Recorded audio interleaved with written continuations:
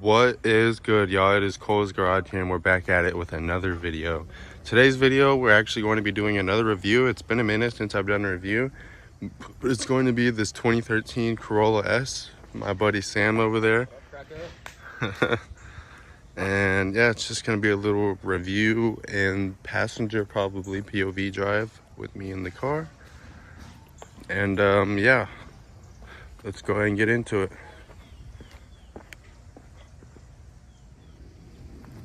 All right, so this is Sam. What kind of car do you have, Sam? So we got here a 2013, basically stock Toyota Corolla.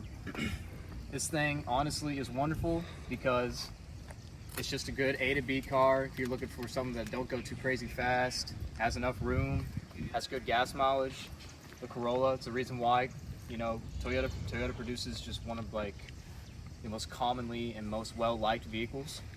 It's not too powerful, but it's got a little bit. It's got a 1.8 liter. It's not meant to be, though. Four-banger. It's supposed to just get to point A to B, baby. Exactly. It's got a fucking. We got the 4.8. 4.8. 1.8. That small engine, baby. Four-banger. It's beautiful. But yeah, one thing I did. Definitely use it clean in here. Absolutely. One thing I did learn that this vehicle has is it actually has electric assist steering.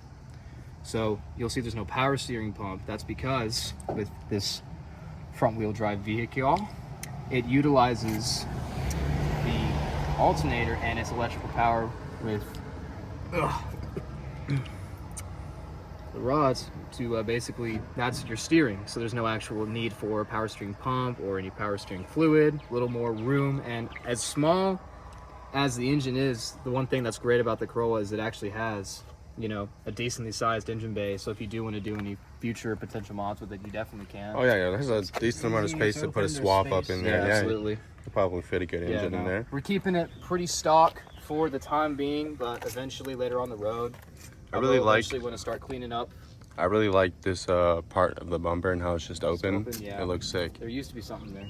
Yeah, no, I don't. I like it better without it being there, though. We're eventually going to get into some actual like modifications with it. We're going to start out with some simple basic stuff that you do, and then we'll get into doing some exhaust work, but then we'll actually get neat and gritty and actually start throwing in some extra things in there. Just make sure you fucking don't make it sound like complete shit. Oh, absolutely not. Yeah, I'm just going to cut off the muffler.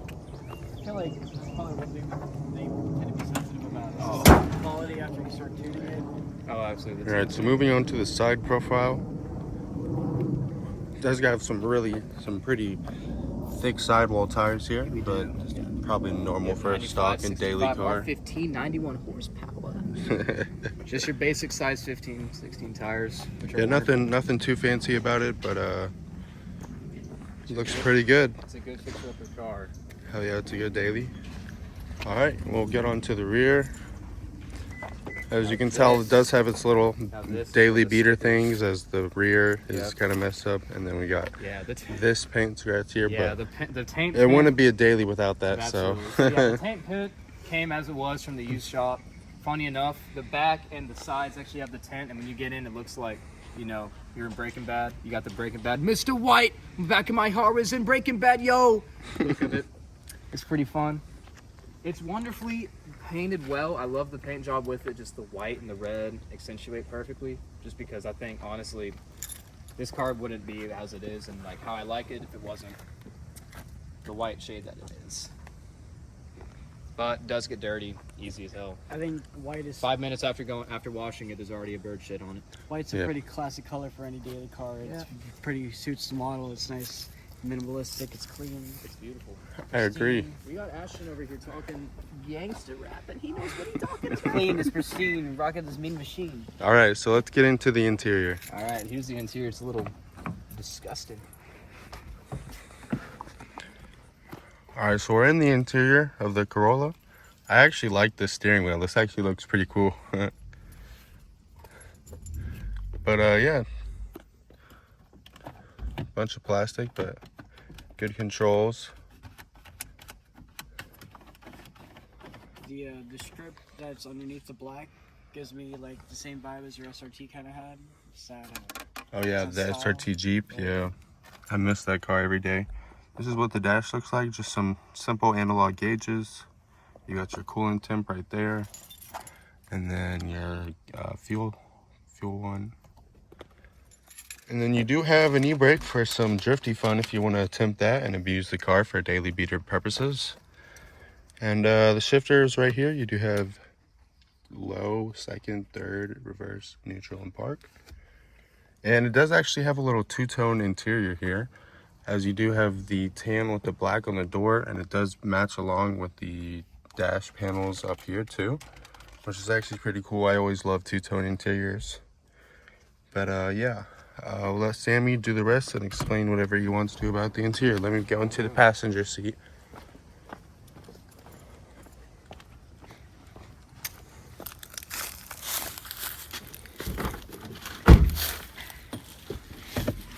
Go ahead and start her up.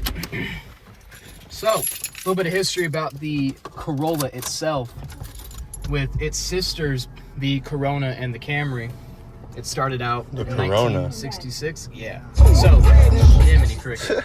So, the Corolla started out in 1966. Toyota just wanted to make a small subcompact compact vehicle for just, you know, the average person driving around. And by 74, it was one of their best market-selling vehicles, and I believe in 97 it came to be the most and one of the best cars sold worldwide. So the Corolla, the Camry, as well as the Corona, which unfortunately had a good run, but it ended in 2001. It had a good run. Don't smoke cigarettes, kids. Don't smoke cigarettes. It had a good run. Don't do it. Drugs and substances are bad. Facts. Had a good run. He's a bad influence. I'm in the Marine Corps. Yeah. Don't join the Marines. I'm just kidding. Do what you want. So, Save your country or save your soul. So as you can see, very quiet, very minimal drive. But yeah, we are going on the drive now. Yep. It does ride very well. It's a very smooth vehicle. So What's that beeping for? you Oh, seatbelt? seatbelt on. Being it. Oh, it does come equipped with seatbelt sensor. Yeah, it does.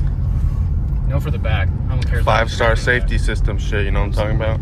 So- And that beeps a lot less annoying than mine. No, it stops after about 15 seconds. And then it Oh, goes mine up just again. goes forever. It goes up again like a minute later. Oh, that Thanks, like, sucks. oh, you didn't do it. So we're gonna get into an actual drive course in a minute, but I wanted to show y'all what the gear selection, all this means. So what this basically is it's like a manual mode, but it's more for, how do you explain? More for like, let's say I need to bomb this hill. I need to climb up this hill, but my car's not powerful enough. I can just throw it in two. Yeah, you can manipulate the gears. Yeah, basically just selection and change of gears. If you need to speed up on the highway, if there's anybody going slow or you need to get around for somebody. Oh yeah. That actually threw me back a little bit. Yeah, so you can just focus. I never thought I would say Corolla threw me back. I also was not expecting it at all. Yeah, so you can mess with that. Mostly just keep it in drive because we don't need to be doing that unless, like this, when this car is in California, I have to do it all the time. Just Oh yeah. driving up to base. So one thing that's interesting about the steering aspect that I actually really think is ingenious in some way, because I actually didn't know this existed. Electrical assist steering is a thing, which I actually did not know. So electric assist, as I was explaining earlier with the engine, is it utilizes your alternator and your electrical power for your steering. So instead of needing any fluid, all your steering is coming from your pulley system.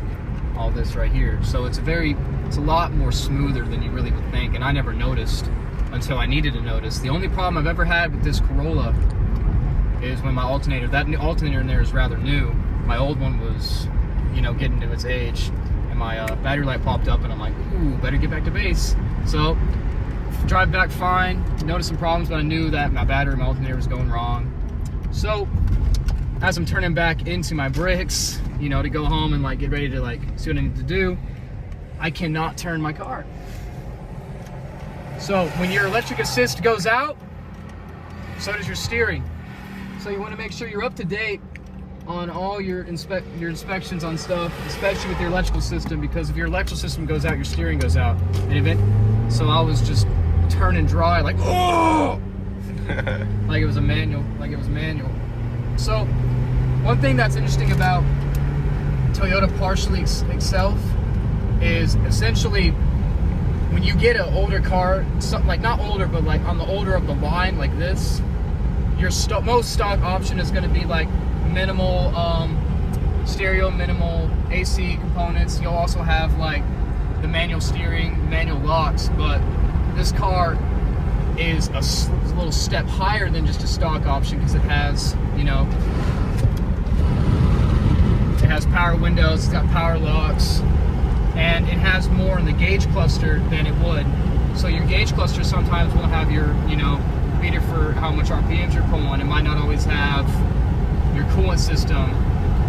The only thing I wish it did have a little more was a gauge for my battery, but you know, it's a small cluster. There's only so much you can do, and there's honestly worse cluster fitments that exist. But honestly, it works really well, and it's a good car. If you ever need, and it's not too expensive either. You can find these everywhere. Found this at a used car lot for 13 grand. It's a good car. They can drive up 35, flat the river. Yeah. It's weird being back, but I love it. You got good AC. My compressor and my resonator systems are good, so it gets hot and cold off the drop of a dime. Hey, Rob, big rig. That is a Arab. Yeah, I saw that. That was one Arab guy. Corolla, brother. Oh, raw. That's my actual model right there. The I believe this is the 9th or 10th generation of Corolla. I don't necessarily remember it. I have to look it up. I know my generation on the Camry, it's an 8th gen, but I don't know about the I Corollas. believe this is either it's an 8 to a 10. I don't remember which one. This generation itself was started back in 2006. It's a good ride, smooth, and it's wonderful. And eventually, I will want to start actually going into like maybe putting in some new mods, putting in some actual like stuff that help like. Yeah, if you just got some rims on it and got these little dish wheels or whatever you have on, it would look way better. Yeah. LS swap it. Yeah, facts. LS swap this bitch. As the Instagram comments would say.